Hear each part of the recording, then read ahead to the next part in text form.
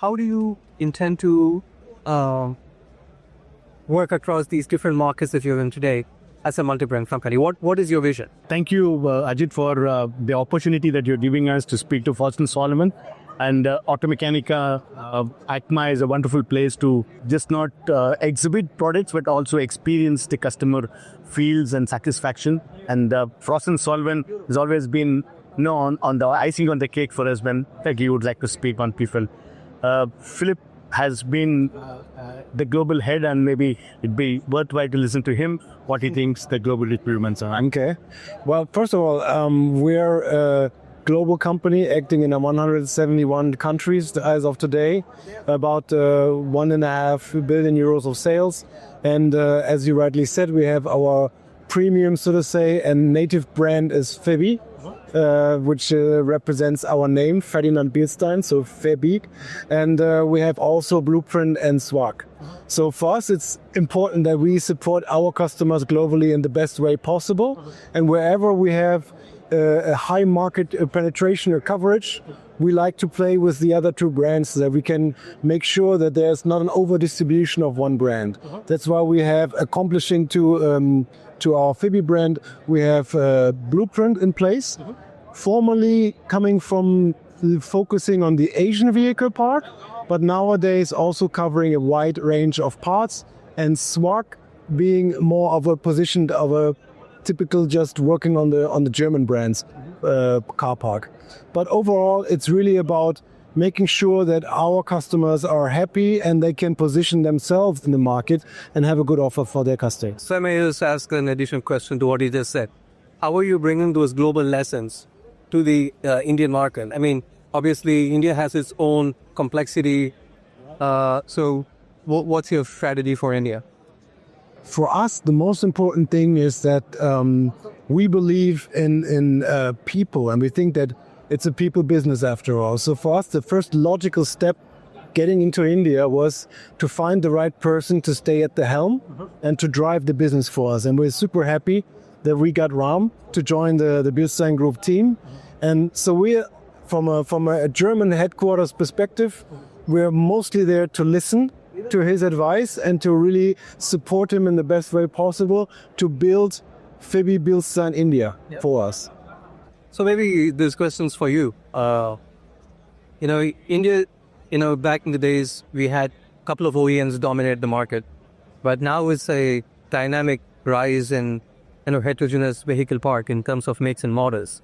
And that also brings a lot of complexity into the system, the need for technicians to be upskilled with service capabilities, parts knowledge, diagnostics, etc. So how do you plan to tackle this challenge? So then let me start with a small preamble. While we have been doing business in India and the Febi brand for the last 15 years, I'm very happy to announce that we have opened a subsidiary in India, 100% subsidiary of Bilstein. So I would say, the youngest kid in the block. The reason why the family has understood the importance of what India is. By the way, just to also make the team understand that we are the only company, I think, in the automobile space who are focused in doing business in the aftermarket. So our business is 100% aftermarket, unlike the other friendly competitors that we have got. Second thing, we are a family-driven company. For 175 years, this family has been moving from one generation to the other generation. It's the 7th generation that's running the company. Brand becomes very, very paramount. Back to your question, what's very important, Ajit, is we have a product, we have a brand, we have a market, but how do we communicate? This is the reason why the subsidiary has been opened here, so that we speak the local language. We have mechanics who understand how to repair, but they need to be upgraded with new capabilities and mechanically capabilities. This is where Febi as a company will be able to impart that knowledge through videos, to digital systems, to transformations, to connect this value chain into an home where Febi helps them to understand what products are required for the near future. Second, very important, which is where I would like to stress on, while other companies could take more time in developing aftermarket product because they are more tuned to the OE requirement, our go-to-market for aftermarket new product range, I think, is one of the finest. you can also look at the range that we offer today. I think it's the widest for any aftermarket player.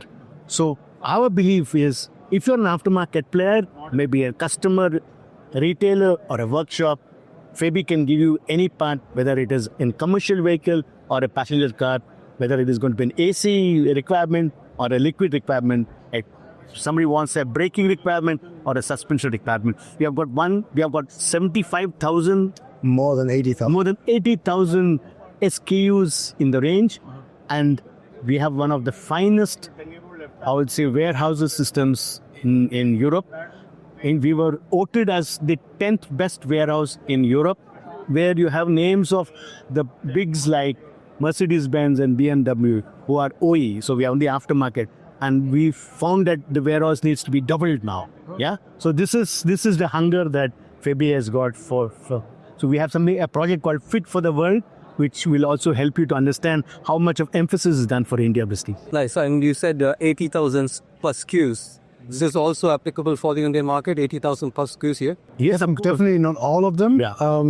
That's our global range, but a lot of them. And I think what stands out is that we add 15 new article numbers every day to our portfolio. Yes. We have a huge team of people doing nothing but looking at the registration data of each and every market and making sure that we understand which model and make becomes relevant for the respective region and market, and then we add these parts to our range so that our customers can always rest assured that our program is up to date and will cover the today's needs for the workshops and also the needs of tomorrow. Yes. And also make sure, that make sure that you don't have a lot of this inventories for work. Exactly, yes. And since the global car park is changing a lot due to the influence of the Chinese vehicle manufacturers entering the game.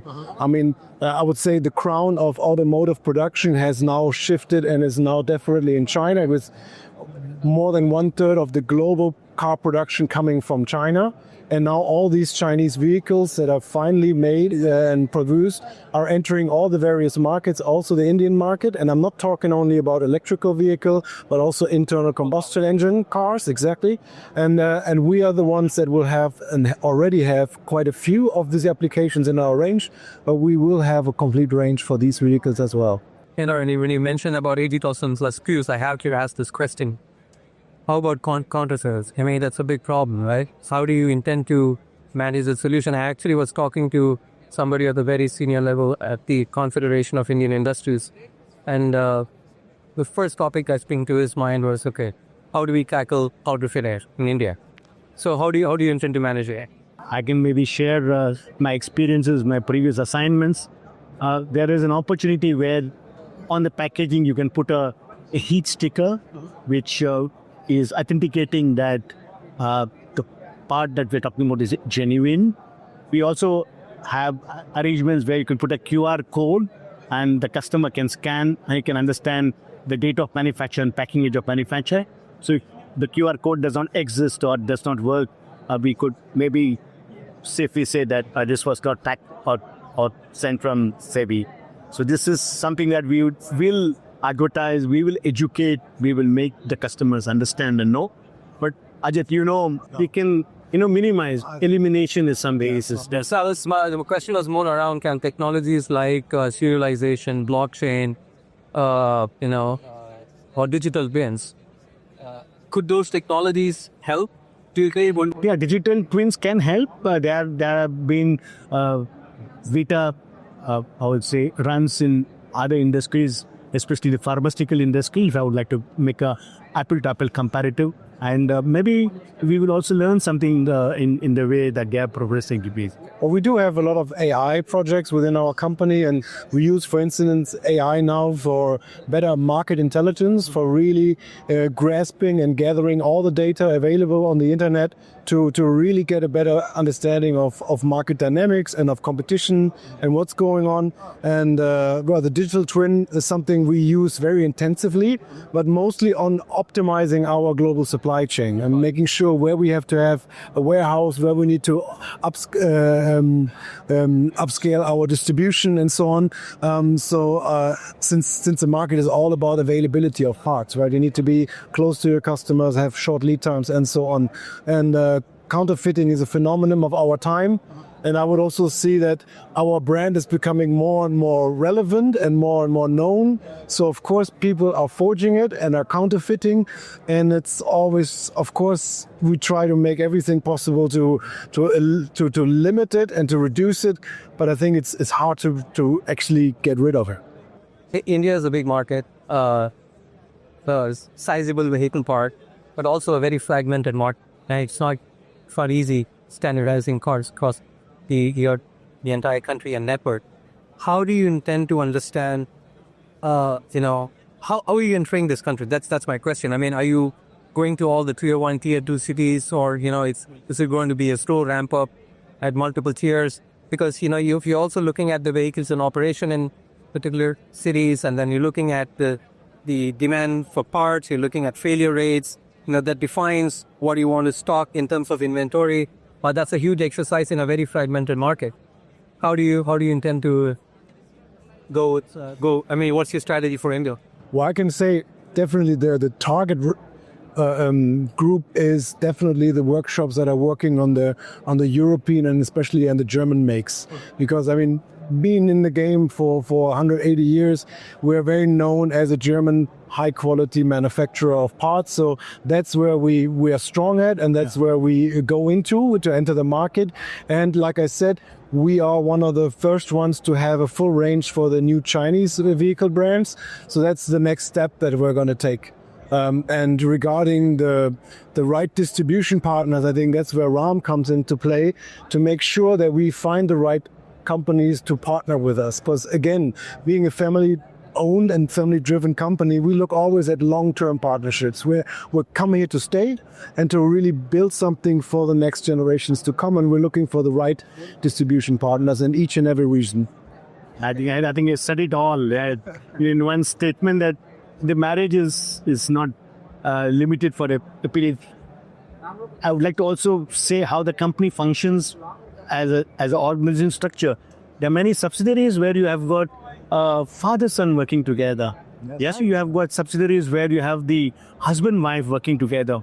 We have subsidiaries where the age of the managing director is 75. Yeah, and then the second generation. The second generation coming is really... So Ajit, you can understand the business, the DNA of the company, how it is. And we believe that when we pick up a distributor, we look forward to mirror that DNA. Which customer or market signals that has impacted your business in terms of, shift, in terms of transforming your business? Is it independent shift toward independent workshops, increasing demand for OE equivalent quality at competitive price points, faster availability expectations, or both in organized distribution? What has more impacted your business or your strategy for this market? Well, globally, you can going back almost, I would say, 3 or 4 decades. What really impacted us the most is that at that point in time, we decided, or the owner families decided, to really shift the focus from being an OE supplier for the vehicle manufacturers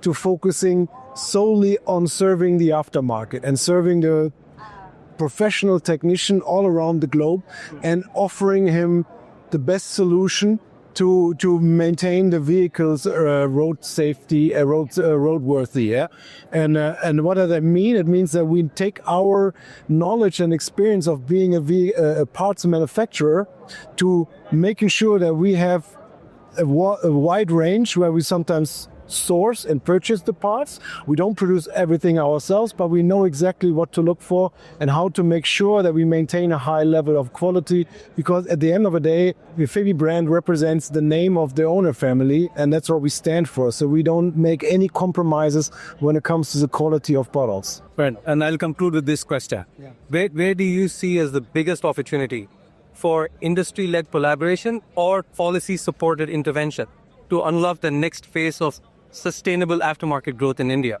I'd say it's probably a mixture of both. One doesn't go without the other. And do you have anything more comment? I think I agree with Philip that it's a right handshake. Yeah, and both of them are interdependent, and they work as collaborators. Based on the market requirements, you see a lot of policy changes happening, and a lot of policy changes drive market requirements as well. Yeah. So I think it's not who comes first and who's next, but I think it's a mixture of both. And since we are so focused on the aftermarket, we have been very much supporting the Right to Repair campaign in Europe. We're also supporting the Right to Repair in the US, and we're definitely willing to support also any initiative going forward in this direction to make sure that also the Indian aftermarket will have some legislation in place to make sure that the independent aftermarket is at least at eye level with the authorized side of it when it comes to repair information and transfer of knowledge. Absolutely. I mean, in terms of standardization, in terms of servicing, I think there needs to be a little bit of consistency across the market. I think that's where these policies and stuff take care of us. But thank you, gentlemen. I appreciate that. Welcome.